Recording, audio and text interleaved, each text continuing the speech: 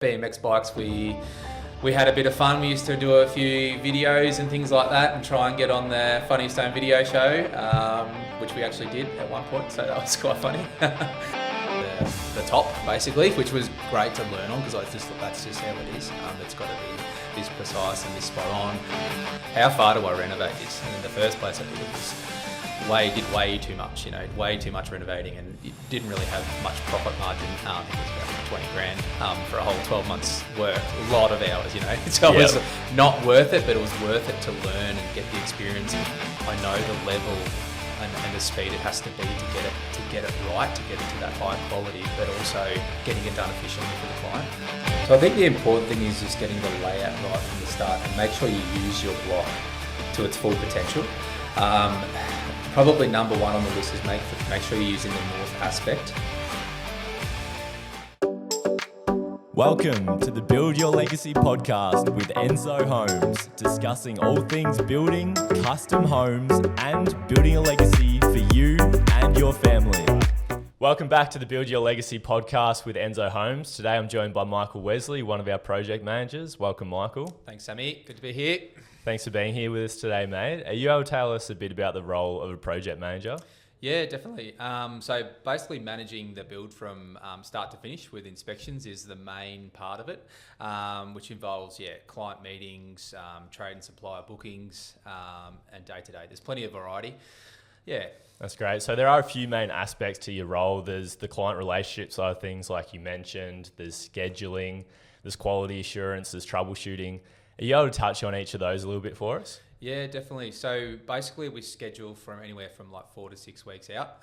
Just make sure trade suppliers have got plenty of time to do all their bookings and their availability and materials. Like we can get delays with materials and things like that. So good to be on top of all that sort of thing. For sure. And are you able to tell us a bit about the delays and how that can impact scheduling in terms of there's often a dominoes effect because like you're saying, you're scheduling things 4 to 6 weeks in advance. So it's not just one or two activities, it's quite a few.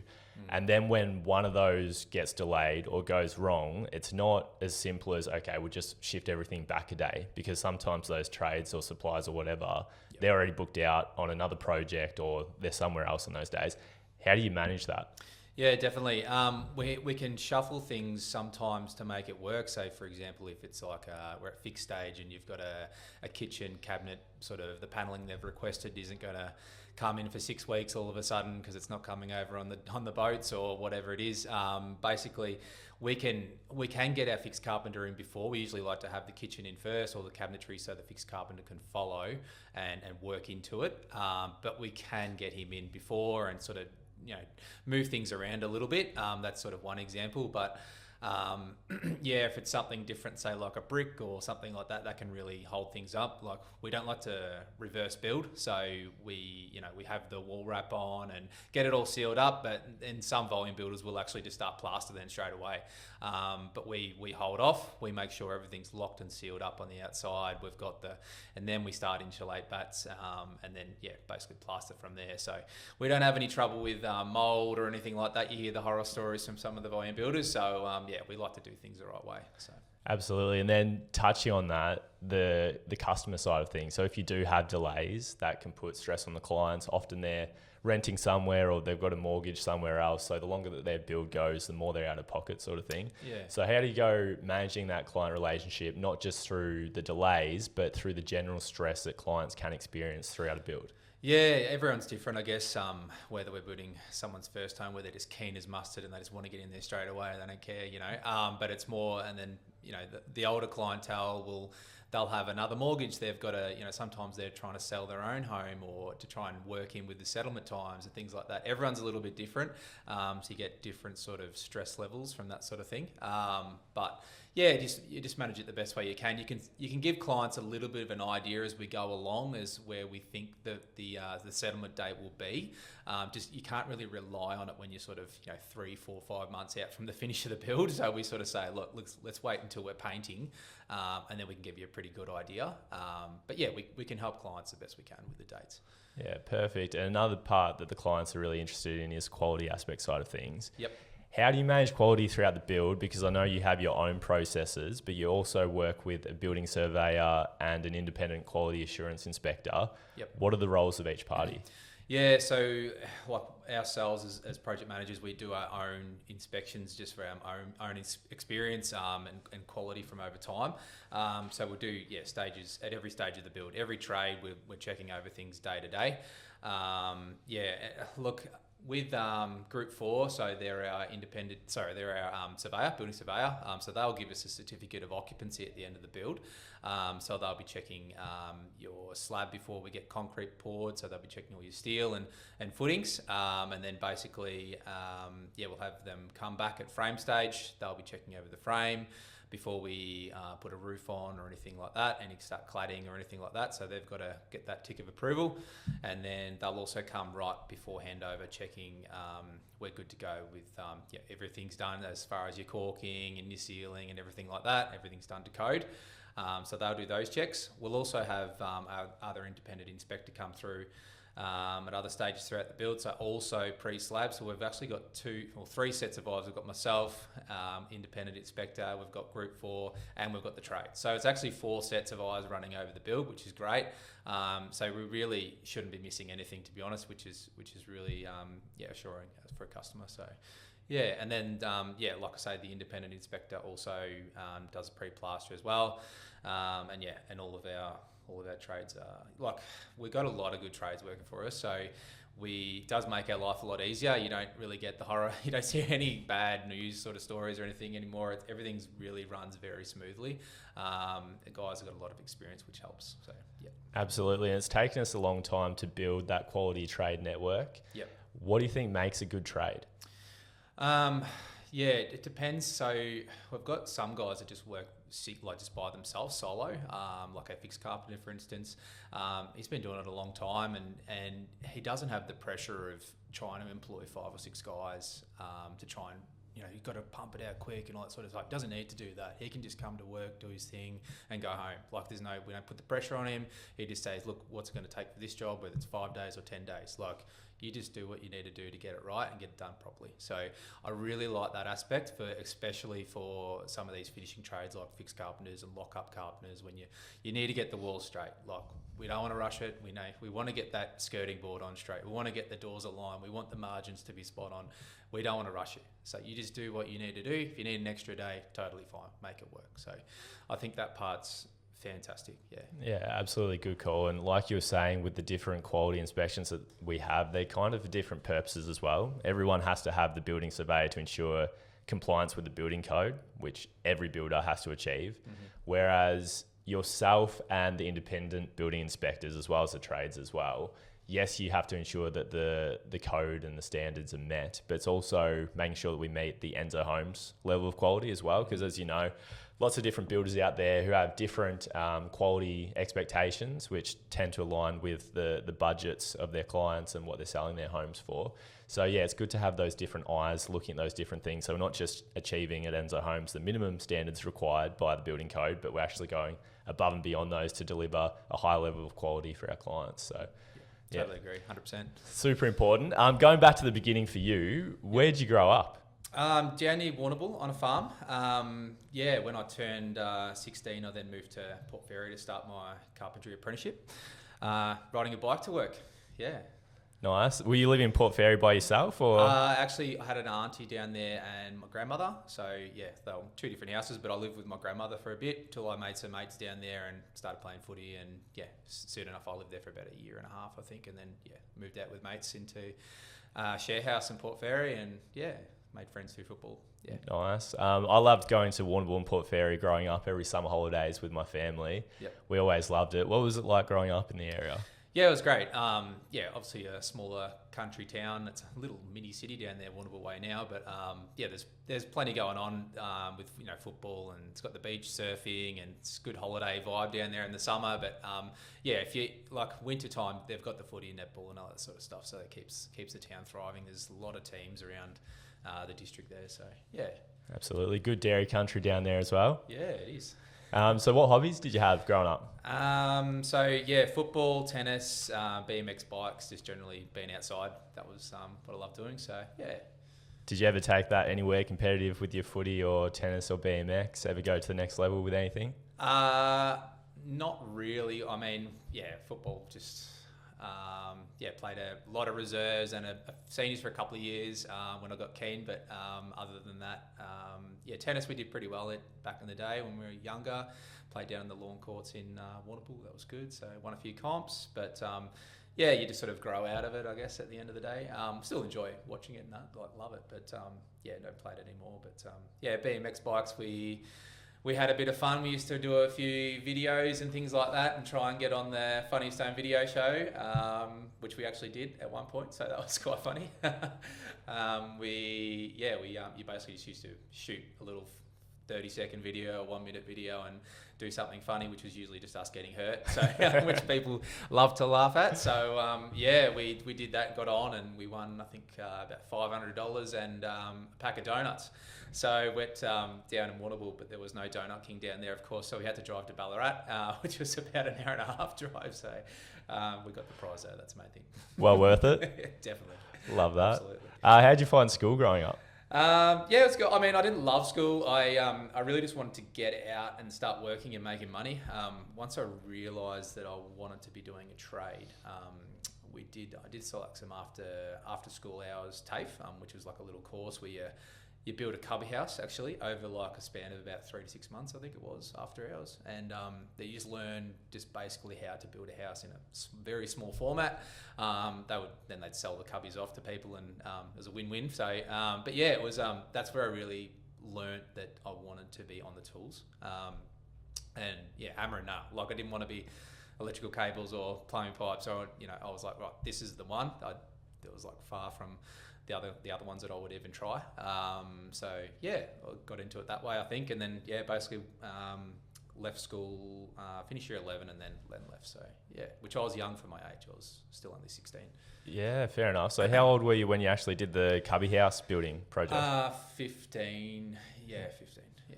Yeah, cool. And you never had any family, like your dad or anything, that was into carpentry? No, not really. I mean, Dad was a farmer down in Warrnambool, near Warrnambool, Croyt, Caramet actually, which was, moved to Croyt, but it's sort of all that country area there.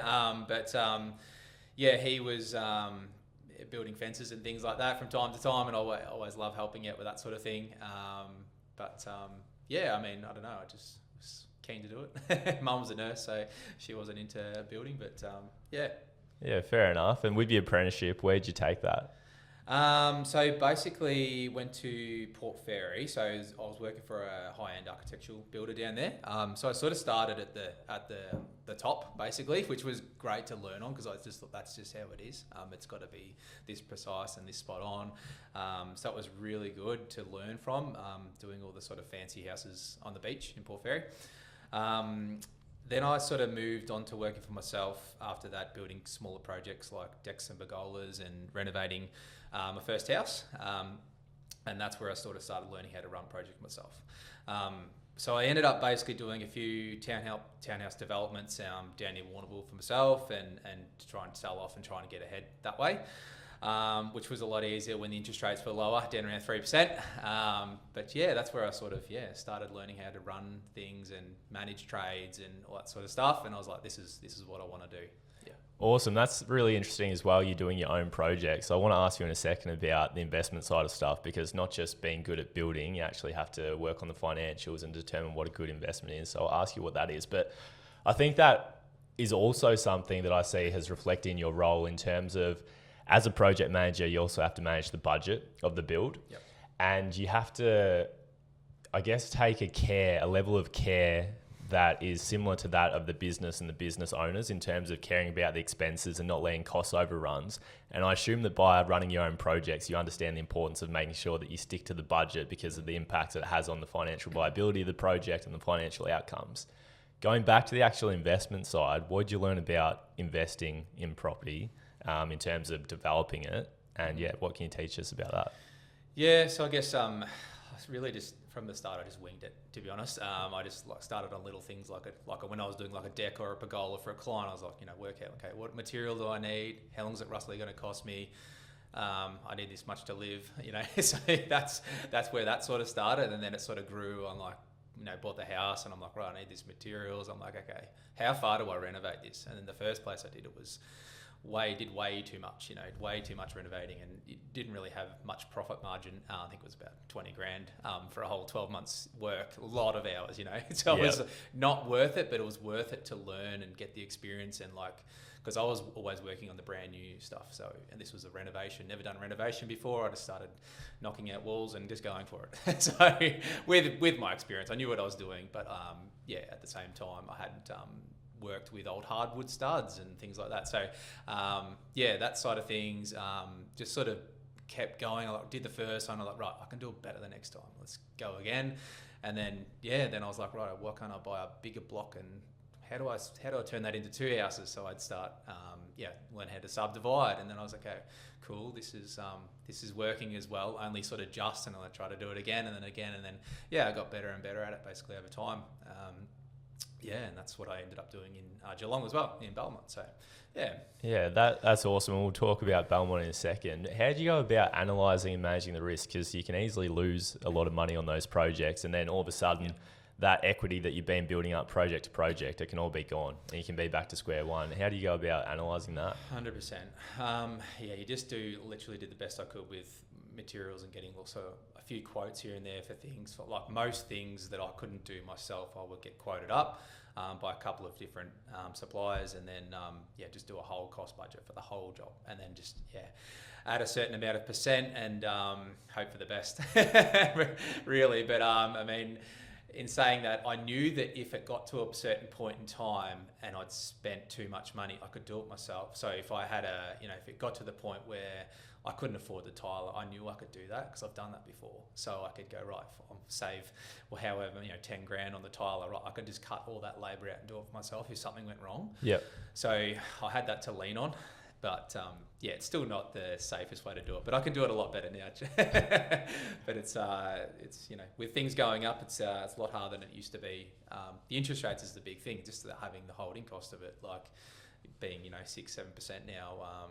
It used to be half that. So it'll get better again, and maybe there will be another point in time. It could be 5 years from now, but I will do it again at some point. Yeah. Yeah, awesome. So you've got that experience doing your own renos and developments. You've worked for a high-end architectural builder throughout your apprenticeship. You've also spent, I think it was 6 years, working as a supervisor for a volume builder. Yeah, I did. About 3.5 with Burbank, and just about 3 with Metricon Homes as well. So both great experiences. It was good to learn from more Burbank, which was more the basic sort of houses with getting that supervisor experience. So that was fantastic. And then Metricon moved up to another level and ended up doing a lot of their higher end stuff around Geelong, which was great. And then, just sort of fell into Enso Homes at the end, which was, a blessing actually, because, couldn't be happier where I am now. I'm sort of reverted back to getting that sort of in between volume and the higher end sort of stuff, just finding somewhere in the middle that I can relate to a lot more. Just slow things down a little bit, keep the high quality, and not rush things at all. So it's good. Yeah, good call. What are some of those main elements that you learnt from working through those different builders and for yourself that you've then brought on to your new role at Enso Homes? Yeah, I think the speed is the biggest one. Just like we would spend 2 years on a house, down in Port Fairy at a minimum sometimes. It's a long time. It's like a commercial job, where they're just there forever, it feels like.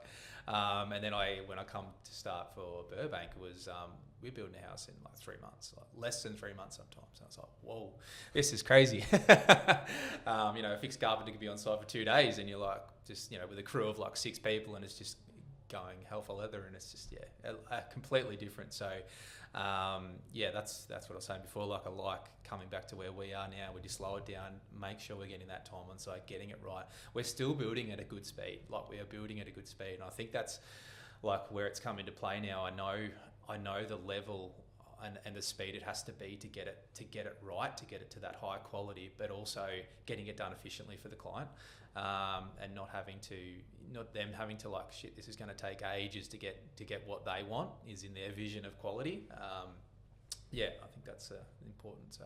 Yeah, good call. And I think that's a really important skill in terms of both getting your timing and your scheduling right managing your quality. Also the troubleshooting aspect as well, because if problems do go wrong on the build, often there's a number of different answers to whatever the issue is, and you don't necessarily know straight away whether it's going to be a good result or a poor result in terms of, you have to make a quick decision, and it might not be until handover where you identify, you made the right call or the wrong call. Have you worked on that skill over the years to sharpen it and to help ensure that you are making that right call when the problem does arise? Yeah, I've got one set of eyes, but it's always good to have multiple sets of eyes on things. That's why I get clients in multiple stages of the build. So every claim stage they'll come in. If they're busy, that's fine. They don't have to. But I think it's good, and it creates a relationship. And if we're all walking around this house, 10, 12, 15 times before we hand the keys over, you're not going to miss anything. You're going to, people coming through, and plenty of eyes on it. It always helps. So, and aside from that, you've got all the inspectors and surveyors and independents. There's a lot of people walking through their home, so creates assurance for everyone. Yeah, that should give people a lot of confidence. Yeah. And from all your experiences, what do you think makes a great home builder? Just having the same regular trades working on every build just creates consistent quality, and having everyone in the company having a passion for building homes. Yep. Yeah, and we touched on earlier that you've done a development in Belmont, which you're living in now. Yeah. Are you able to tell us a little bit about that build? Yeah, definitely. So it's a double-story house with the James Hardie linear white weatherboards, and sections with the Bendigo red recycled bricks. So the guys, there's a company up in Melbourne that the developers will they'll knock down a building and then just dump their truck there, and they clean all the old bricks off and stick them on a pallet and charge you about 3 times as much as what they used to cost, but they look fantastic. So I did sort of sections in that around the house, some sort of feature walls and bits and pieces, and then inside I've got polished concrete with the salt and pepper finish, and a matte black theme throughout for the fixtures and fittings. And it's got some hardwood timber features throughout, like the staircase, and the fireplace sort of built it into that, and some bed heads. So sort of lots of things you can sort of do with all that sort of stuff these days. There's plenty of ideas and out there for that sort of stuff. And with the ceilings, I did 2750 high with pitch roof in the living and al fresco for a bigger look and feel, I guess. Yeah, it's basically the basics of it. Yeah, very nice. And I've seen the home as well. It looks amazing. I've been fortunate in the past few years to design and build my own home, and throughout the design process, what I found with my journey is I designed about 90% of the house in about a week, and then the remaining 10% took about 6 months just to get all those last little tiny details right. Yeah. How did you find the design process for your build, and how did you decide, what you're going to max out in terms of the quality and what you really want to, and what were you going to sacrifice in terms of, we need to stay within budget? Yep. So I think the important thing is just getting the layout right from the start and make sure you use your block to its full potential. Probably number one on the list is make sure you're using the north aspect. So all your lighting and windows, and you're getting that, whether you prefer the morning sun for your deck or your outdoor area, or the afternoon sun for that. Most people probably go towards the afternoon sun because you get more of it. So just sort of setting your block up the correct way with that for a start, and then sort of manipulating all the rooms just to sort of mold in and work to a layout that you're gonna want to live in, basically. I think an open living plan is pretty sort of standard these days, and it works well for a great reason, obviously. But that's probably the most important things with it. Yeah, and then after design, you kind of have that permits and administration access in terms of getting your building permits, as well as your estimating, ordering, all that kind of stuff. How did you find that process? It was. Sort of just reverted back to what I used to do with renovating and developing and all that sort of stuff. So I just made a big cash flow sort of schedule and budget. A little bit different to purchase orders and things. It was more about ringing up how much can you do this for. Just relying. I'd had a lot of trades that I've worked with over the years that would help me out. So called in a few favours, but it's just sort of just cash flow and spreadsheets. Yep. Super important to be organised. And then when it comes to the construction side of things, unfortunately, you were building throughout COVID. How did you go with the challenges of that? Yeah, so it was very difficult. I sort of did all my budgets and costings right before that sort of all come in. And then materials, as soon as it hit, materials just went up about 30%. So my whole budget blew out at slab stage, sorry. Ended up having to build the double story frame myself instead of having to pay for help. Basically, I was going to get some guys in to help me and smash it out quickly, but then it just ended up being a lot of late nights and weekends and that sort of thing. I had a mate that come and help me stand some walls up. Big shout out to Vinny, and then Kels actually helped me stand up the top wall. So everyone, which was amazing. So everyone chipped in. Apart from that, I mean, that part wasn't ideal. I actually set up the claim stages with the bank, so there was more of them throughout the build, so it would help with the cash flow. But even so, I still needed to get a credit card to get through to each one because it was increasing by the day. That part wasn't ideal. But I enjoyed designing and building exactly how I wanted it, and got to the finish line at the end. So that's the main thing. I just learned that pricing can change at any time. Best to stay positive and it'll work out in the end. So. But to change anything, I wouldn't change anything. There was a lot of sleepless nights, and I had a notepad next to the bed and would wake up at random times of the night. There's an idea. I was the same on my end as well. You've built heaps before that. Did anything surprise you during that process at all? Surprise me? Not particularly. I did have a surveyor that was a bit different. Just sort of using a couple of different people to what I would normally use. I guess people's vision and on inspections and things like that. So I wasn't a surveyor that I'd normally use. So this guy was a little bit different. Apart from that, I mean, everything was fine. Just sort of when you're doing developments in a different town. So we used to do it in Warrnambool, obviously, and I'd know how the council will work and what they're sort of asking for with things. But now, the council were a bit particular in Belmont. So it was, a few challenges that side. I think not more for the construction. It was more just like the permits and organisation through that, signing things off for restrictions on wall heights and all that sort of thing. So it's interesting, but it's another learning curve. So the next time I go to do one in Geelong, I know exactly what I'm doing now. So it won't delay things.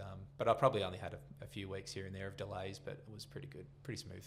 Yeah, good. And it sounds like you're pretty confident that you are going to do another project at some point in the future. Why are you keen to build again? I'm comfortable for now. At some point, Kel said she wants a slightly larger backyard, so we'll look into that down the track and maybe do one from scratch again, or even maybe a semi, keep the front on and knock the back down, sort of keep maybe a sort of an older look at the front maybe, and then some modern at the back or something like that. We'll see how we go. But for now, it's got everything we need. I think when you put so much time and energy into designing a home you love, you want to make sure you enjoy it and spend a good part of your life there, I think, so you remember it. And it can be semi-exhausting as well in terms of you put so much emotion into it, and you said how you had those sleepless nights and you were doing a lot of after-hours works and weekend work, so it does take a fair bit out of you. Yeah. Next time you go to build, will you get Kels on the tools again? 100%. Yeah, she's got to earn it. Love that. Just strictly with carpentry, or you reckon she can assist with something else as well? She's pretty handy. She can do a lot. She's very good. Yeah. It's good that she got involved. Yeah. If you were to be able to build your dream home, budget's no issue, what would you include in that? I'd like to have a rooftop entertainment terrace. That'd be pretty cool, overlooking a beach or something. That'd be nice. Maybe an infinity pool and a Trackman golf setup would be on my top three. How's your golf game going lately? About as good as yours, Sammy. So we're still learning.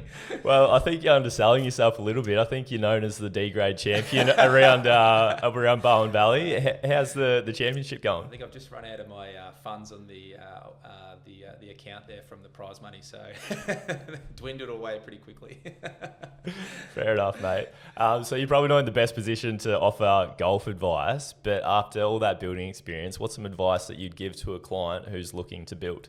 Yep. I think very important before you go to the colour studio for your colours and selecting that sort of thing, have a good look around online. Get on the sites like Pinterest and Instagram and all that sort of things, and just look for inspiration and ideas of like something you can relate to, colours that blend well together. Don't try and go too out of the box, but you can and you can't, but you want to keep in with sort of colours that will adapt and sort of do well over time, which is hard. There's a lot of weird colours that have come in over the past 10, 20 years. Like remember the old red splashbacks and things like that.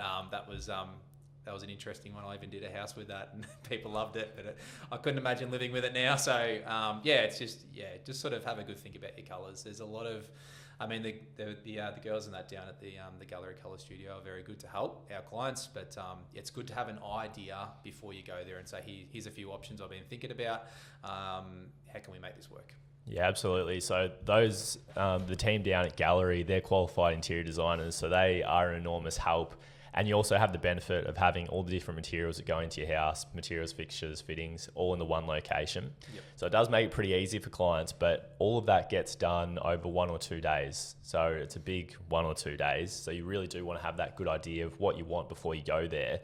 And ideally utilising the expertise of the designers to help refine your design. And if there are any gaps in what you want to do, they can assist with that. But if you can go down there and have an 80% idea of what you're trying to achieve, it will make your experience a lot better and a lot smoother as well. There are a lot of misconceptions getting around in the building industry, and they come from places like watching The Block or reading headlines in the news. One of the latest ones is those TikTok building inspectors that get around. They find the absolute worst builds and they point out all the defects with them. I think whilst it's great for entertainment, one of the byproducts of that is that it kind of erodes trust in the industry, and people think that horrible builds is commonplace and common practice. What are some misconceptions that you think people may have about the building industry? Yeah, absolutely. I think people think that all builders are out to do something dodgy, like not as per the Australian standards, or they're trying to hide something, which it's far from the truth. Especially when you come to a builder that's not trying to pump out volume. We're more about getting the right quality and just making sure the clients have a good experience. We've got like I said before, we've got trades that have been doing it a long time. They care about what they do. We're not bringing people in every second week to try and quickly speed this up. If we've got a job and our carpenter or our bricklayer is stuck on another 2 jobs for 2 weeks, we'll wait for them. We're not going to just bring anyone in just to get it done quickly. We'll say, look, we've got our bricklayer, he's ready to go. He might be a week or 10 days late, but we're just going to wait because we know he's good. We know this guy. We can trust him. We know we're not going to get the defects. We know we're not going to have the trouble. So I think that's really important. Yeah, for sure. And whilst we do get things right in the end, building doesn't come without its challenges. We wish that building projects ran smoothly from start to finish, but that's not always the case. Can you remember a challenge that you've been through recently, and how do you overcome that? Yeah, so I think site cost variations is sometimes a difficult conversation with the clients. We arrange soil testing before the build starts, which sometimes we have surprises on site. So one example would be we were drilling holes for a large retaining wall, and we struck rock. Had to get a rock breaker in to complete the work at an added cost. There's not much we can do about it till we start construction, but it's good to be aware of these things do occasionally happen on site, just so we can best mitigate the costs. So sometimes it's just the way it goes with the sites. Yeah, and unfortunately with rock, we don't always know exactly what rock is going to be present on site because obviously it's underground. And so it's one of those few things that we can't fix the cost on with our contracts. But it sounds like it's a bad thing for clients in terms of they might be hit with unexpected costs. But if we were to fix something like that, it would obviously have to go into the advantage of the builder. So the fixed cost for rock could be way higher than what it needs to be on the off chance that there is rock present, sort of thing. So even though it's not ideal for clients not knowing if they might have to pay for additional rock throughout the build, it's much worse them getting charged a fixed fee of 50 grand if we get on site and it turns out there's either no rock or minimal rock, and they might either have been $0 out of pocket or maybe $5,000 out of pocket sort of thing. Yep. So it's one of those challenges. Another challenge that you come across are delays on site throughout the build. What are the three of the most common or significant delays that you face? Yeah, so weather would be up there. Like we try and have as many trades working through the winter as we can as possible, but it's sort of difficult, especially when they're at the early stages of the build when you haven't got a roof on, and you get some heavy rain for a week. You just can't do much about it. You got to delay it a little bit. We don't get too many days. Haven't had a lot of rain lately, to be honest, which is so we had, I think we've had any rain days in the last few months, to be honest, which helps us, but not the farmers. But I guess with that weather aspect as well, it also has a varying impact on the build depending on what stage it's at. So if you're starting your build in winter, let's say, and you have to get your slab down and frame up and your roof on, you're more likely to have rain throughout that period, and it's more likely to slow things down. Whereas if you start your build in summer and then by winter you're all locked up and covered and you're only doing internal works, it's not going to have as much of an impact as well. So definitely the weather impact does vary depending on what time of year you start your build as well. So that's something important to keep in mind. What's another couple delays? Yeah, so we've got trade availability and material delays would be the second and third. Both of them, basically we just mitigate that by scheduling 4 to 6 weeks in advance, like I was saying earlier, just so you can ensure you get those materials or and ensure that the trade's got availability to get the job done and they get plenty of notice. Yeah, the housing industry of Australia and master builders, they're always reporting on trade shortages in the industry in general. Do you find that we experience that at all? I think it's a lot better at the minute. Like things are a little bit slower at the minute, but like overall as a building industry, there definitely was a trade shortages through COVID and things like that. But yeah, I mean, it's just you just got to tackle that as it comes. Yeah. Yeah, and a recent material shortage that we're informed of was that there might be a timber shortage later in the year by our timber supplier. And that's an interesting one and a bit of a frustrating one as well, because the timber industry or the forestry industry in Victoria has been largely shut down, almost all shut down. And that means that we're kind of at the mercy of the global timber market.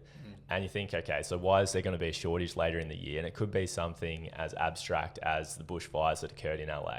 And that's because we're not able to acquire our own timber locally anymore, then we're just at the mercy of what happens around the world, which is a little bit challenging. And it's one of those things where obviously you don't want to have overforestry because then you have the destruction of habitat and stuff like that. But I feel like with anything, there's a good balance that can be found, and having sustainable forestry helps take care of our building industry and obviously the forestry industry as well. But also timber is one of the most sustaining building products that you can have, and new trees also, they take carbon out of the environment and out of the atmosphere, and new trees do it more so than older trees as well. So it is one of those challenges that we're coming up against, but it's also one of those things where hopefully there can be better balances found with things like that. A challenge that you face as well is balancing quality with speed. Yep. So you're in your apprenticeship, working for high-end custom builders. They're maxing out the quality side of things, doing things quite slowly, like you said, taking a couple of years to build a single house in some instances. Then you have your volume builders that are maxing out your speed, building houses in as little as 3 months. How do you find the right balance between those two components? Because they're things that clients both hold dear, but they also have to understand if you try and max out one, it's going to be sacrificing the other. Yeah, definitely.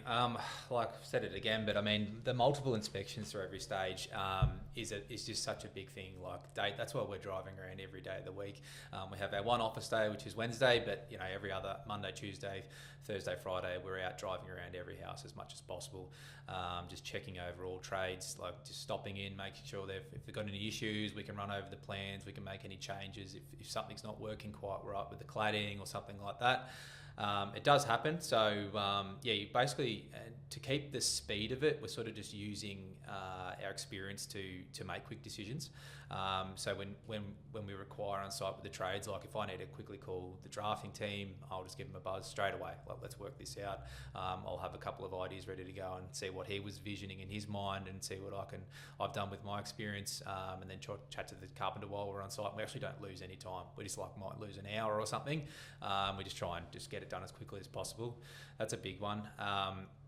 And like we were saying earlier, just with the quality side of things, just making sure the house is sealed and locked up before we start plaster sheeting. So that's really important. So yeah, absolutely. So we're talking about a whole range of different builders there, and there's a lot of great options out there for people who are looking to build. What do you think sets Enso Homes apart? Just to probably keep it simple, just a quality build at a fair price. It's sort of, you're not paying the all and end all, you're not paying the minimum. You're somewhere in the middle, and you're getting really good quality. Yeah. Why do you think that's important as well? You can basically just create and modify things to get your ideal vision to reality. Yeah, that's huge. And what are you excited about the future of Enso Homes? What am I excited about for Enso Homes? Sorry, mate. No, that's all right. Well, we've got I know one of the things that we have coming up is the Queenscliff project, where we've got a 4-property development. We've never done something like that at Enso Homes, where we've been engaged by a developer. Yep. I believe the backstory was they purchased a whole bunch of land when the market was pumping, and then, as you mentioned earlier, interest rates have increased and it's getting a bit harder to sell that land. So the idea that he came up with was to build some nice houses on it. Obviously, Queenscliff is a more affluent sort of area, so trying to build nicer homes on the properties that align with the market. I'm really excited about that in terms of our first opportunity to do a development project. How do you feel about that upcoming project? Yeah, awesome. Like I love building all this newer stuff, especially around these fancier subdivisions, sort of more boutique sort of feel. I'm super excited about doing some of the more knockdown rebuild sort of stuff as well in town. Really enjoying that sort of stuff that's coming up. We just did one in Hamlin Heights and in Newtown. I've got one coming up, another one in Newtown actually, and another subdivision in Highton. So super keen. We're coming up to knocking down a full house and going to build 4 townhouses. That's going to be pretty exciting, I think, for the business. I enjoy building houses with a challenge really now. I think I've done all the early days of my supervising where I was like, let's build in heaps of them in the Greenfield Estates out at Armstrong Creek. You sort of get over time, but now I'm sort of reverting back to sort of a bit of what I started on, and also the subdivision sort of stuff that I was doing it myself, and now it's all coming into what I'm doing full time. So I'm actually, I think it's great. A little bit of a challenge with these sort of projects is fantastic. Yeah, that's really exciting. What are some of those challenges that come along with your knockdown rebuild projects? And given that there are more challenges, why would someone want to take something like that on rather than just building something more simple in a greenfield area? Yeah, definitely. It depends what you want. If you want to be in that established area straight away, you might have all your shops and restaurants and things around the area and getting close to the river and things like that. Some of the challenges would be things like you might be disconnecting power that might be connected to your house. Like they obviously out in the Greenfield Estates, it's all underground. Whereas you get into Belmont and Highton and all the older suburbs, it's connecting onto your fascia. And then you basically you're getting an abolishment from Powercore, cutting the power completely, and whether you decide to actually bring it back through underground and sort of have that negotiation with Powercore. Those little things can be a bit tricky sometimes, but they're definitely achievable, and we can help you out with that. So we've done plenty of them now. Yeah, even access can be a little bit tricky as well, whether you're trying to avoid trees and power lines trying to get access to the site, which you don't have in those greenfield estates. But also we had a project that you managed last year where we had to construct a scaffold on public land, and having to get permits for that, and you get charged per day of being on the council's land and all that kind of stuff. So it is a bit different.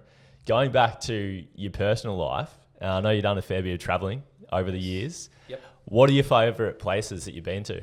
Yeah, I'd say Rome in Italy would be my favourite, and especially for the architecture. Yeah, the Colosseum's amazing, and just the buildings around it. They're reconstructing it still at the minute. So you go back in 5 or 10 years from now, and it's there's going to be more done and more done and more done. It's just awesome to see them digging this stuff out of the ground and reconstructing it. So it's pretty cool. Yeah. It's actually funny how that happens. I've got friends who are over in Greece at the moment, and they're at the is it the Parthenon, or what's the one on top of the hill there? Yeah. And it's weird because they're ancient buildings, and you go there. I went there back in 2016, and you see the state that they're at, and you're like, well, it's been thousands of years since it was built. It's not going to really change much. And now they're there effectively 10 years later, and it looks a lot more complete and a lot more like a full building. So that's really cool.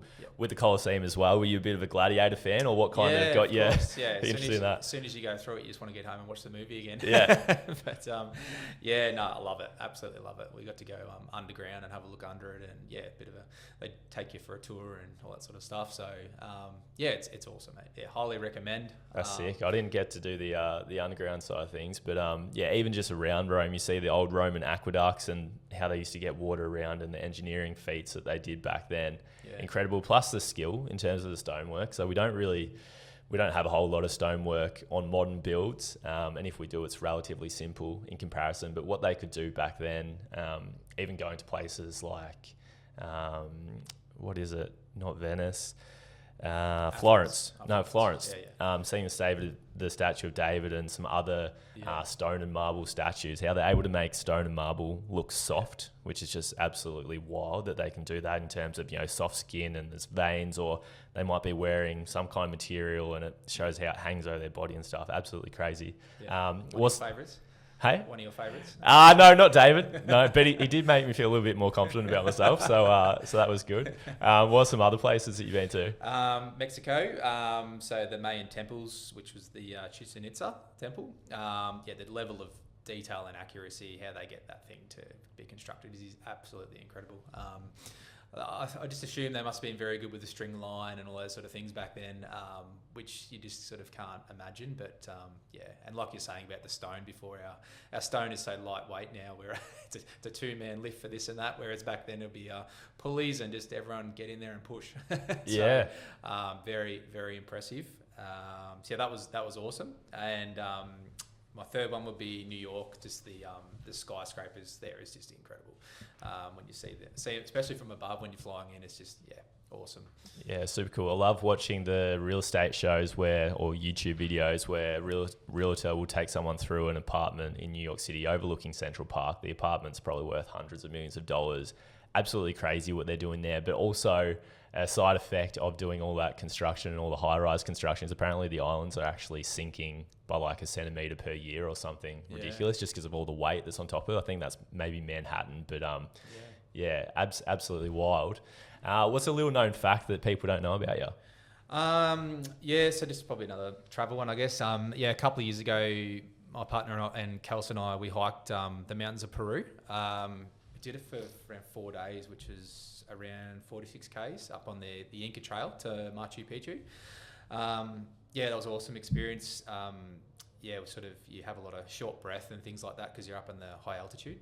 One point's about 5,000 metres above sea level, so you get a bit dizzy up there. You sort of feel like you're drunk up there, which is weird, and there's sort of like no birds or animals or anything up that high because they don't go up that high. Really? They don't. So it's completely silent. Yeah. That's wild. Do they get the alpacas up there to help lift stuff, or they don't even make it up there? No, they don't go up that high. Yeah, right. It's crazy. That's cool. Did you have to do training to get ready for it, or? I didn't, or just sort of general fitness, I guess. You just want to have general fitness before you go. Training would probably help. we did do a few mountains and things around here, but like the Yangs and things, but it doesn't really compare. Doesn't really compare. But it's sort of the altitude thing is probably what knocks you around the most. Like 46 Ks.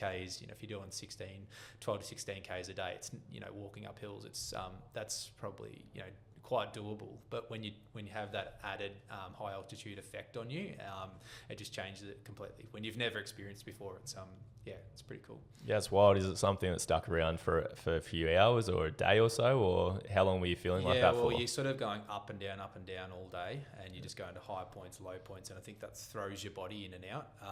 And you actually sort of start, when you're walking, you don't sort of walk straight up the hill, you sort of zigzag, and that was like their advice to go up.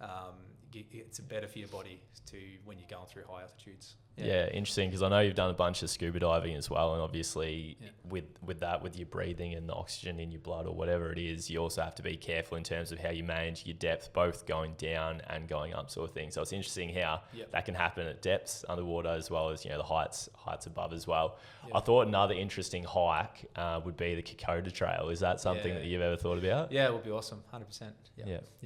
I think that one does require a bit of training though. You can't just wing that one. I know people have been they've been on the track and they've been flown out via helicopter because they just went up to completing it, unfortunately.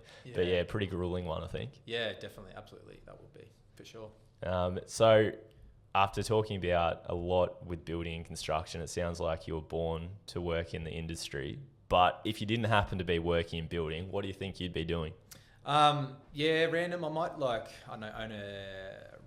own and manage a restaurant or something like that, or a cafe or something. I don't know, randomly, just one day. It might be something to do, but probably just wouldn't enjoy the offset hours. So I'm quite happy doing what I'm doing. I don't really think there's anything I want to do other than being in the construction industry, to be honest. Yeah, good. Well, we're happy to have you. If you were going to do a restaurant or something like that, is that because you're into your cooking or? No, definitely not. No? Just I don't know. You like food? Yeah, I don't mind food. I don't mind having a beer, so. Yeah. So. We can get around that. Yeah. Do you have a favourite restaurant or pub around Geelong? Don't mind Squire's Loft. That's pretty good for a steak. Good pizzas, Kachina and Belmont, so better support the local. Yeah, fantastic value as well. You can get a 3-course meal for about $10 at Kachina, so get the whole family there. That's right. And what's one legacy that you love to leave behind from your career? Just having a positive and confident reputation around building houses, definitely. Yeah, cool. Oh, well, thanks for joining us today, mate. Really appreciate your time. No worries, Sammy. Thank you. Cheers.